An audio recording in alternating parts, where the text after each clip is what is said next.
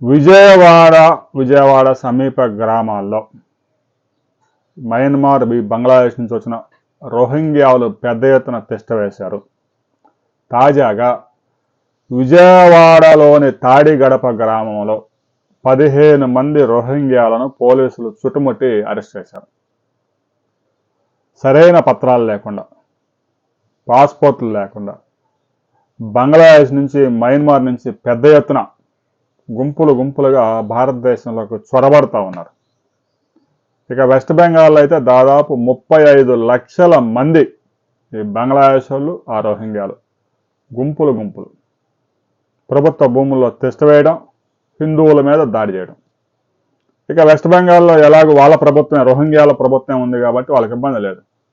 వాళ్ళందరికీ ఆధార్ కార్డులు, రేషన్ కార్డులు, ఓటర్ గుర్తింపు కార్డులు, ఇక వాళ్ళకి నివాస స్థలాలు, ఉచితంగా విద్యుత్తు, ఉచితంగా నీరు ఇచ్చి ఎన్నికల్లో ఉపయోగించుకుంటా ఉంది బెంగాల్లోని రోహింగ్యా ప్రభుత్వం, మమతా బెనర్జీ ప్రభుత్వం. అందువల్ల ముందైతే పశ్చిమ బెంగాల్కి వస్తూ ఉన్నారు. అక్కడ కొద్ది కాలం ఉండి అన్ని కార్డులన్నీ తయారు చేసుకొని ఇక హైదరాబాద్కి, తాజాగా అమరావతి రాజధానికి, విజయవాడకి, కేరళలో పనులు చేయడానికి కష్టపడి పనులు చేసేవాడు మనుషులు లేరు.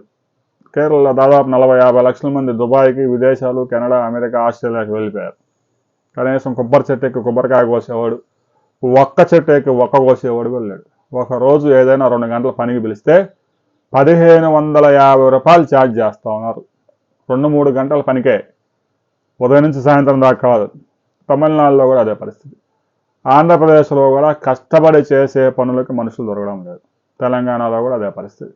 తెలంగాణలో, ఆంధ్రప్రదేశ్లో రైస్ మిల్లుల్లో పనిచేసేవారంతా ఛత్తీస్గఢ్ నుంచి వచ్చిన, బీహార్ నుంచి వచ్చిన, ఒరిస్సా నుంచి వచ్చిన, జార్ఖండ్ నుంచి వచ్చిన కార్మికులే.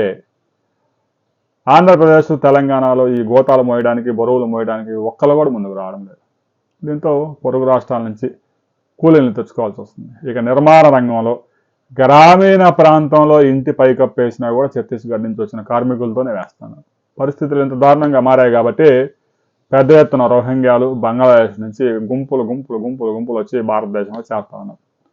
భారతదేశ అంతర్గత భద్రతకు, భారతదేశంలో ఉన్న హిందూ సమాజానికి పెను ప్రమాదం ముంచి ఉంది. వాళ్ళంతా భారతదేశం మీద పడడమే కాదు, దేశంలో భవిష్యత్తులో వారు మెజార్టీగా మారే ప్రమాదం ఉంది. వారిని కనుక నియంత్రించకపోతే పెద్ద ఎత్తున దేశం నష్టపోవాల్సి వస్తుంది.